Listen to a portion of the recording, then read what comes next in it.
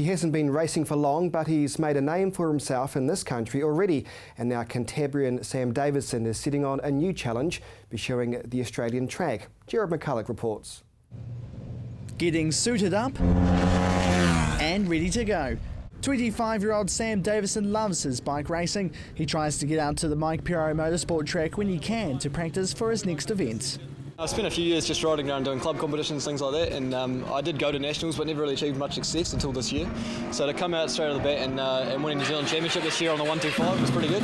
But he's very much a newcomer to the tarmac, with many Kiwis jumping on the bike at a very young age. Sam made his appearance later in his teens.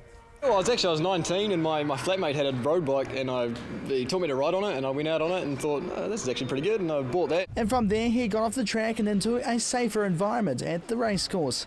A bit different from a lot of people, but certainly later in life. I didn't really do my first racing at all till I was 20, but and most people start, put onto dirt bikes when they're 5 or 6. So yeah, it was quite a late start, but just loved it ever since and do everything I can to keep going. He's had an outstanding run so far. His CV says it all. He won 8 out of 14 races in the New Zealand Superbike Series and took out both the New Zealand Grand Prix and Superbike Championship. He's also crossed the ditch and raced in the Australasian Superbike Championship in the 300 category. Good racing here in New Zealand, don't get me wrong, but if you want to challenge yourself and keep going to the next level, then you've got to just really go overseas, but of course that just takes the funding. But yeah, racing in Australia has been really, really good. A couple of wins over there, a couple of crashes, so ups and downs certainly, but no, it's a great place to be racing, yeah. Now he's back there competing this year, already taking to the track in Sydney and Adelaide.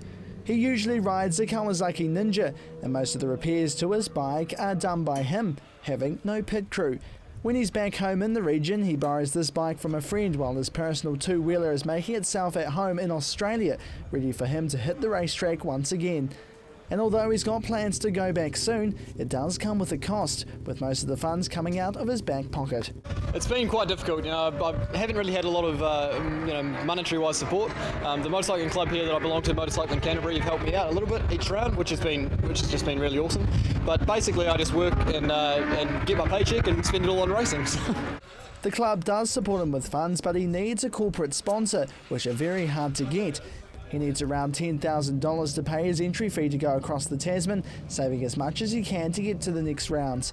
But as he continues to compete, he hopes it'll change as he races on. Yeah, no, it is a good day. It's good to get out of the track. Any day is a good day to be out of the track, but it's the weather's holding off for now, so yeah, good to be out on the bike. He plans to compete in round 3 of the ASC Championship at the end of the month and hopes to one day race in the World Superbike Championship, an ultimate goal for Sam Davison. Jared McCulloch, CTV News.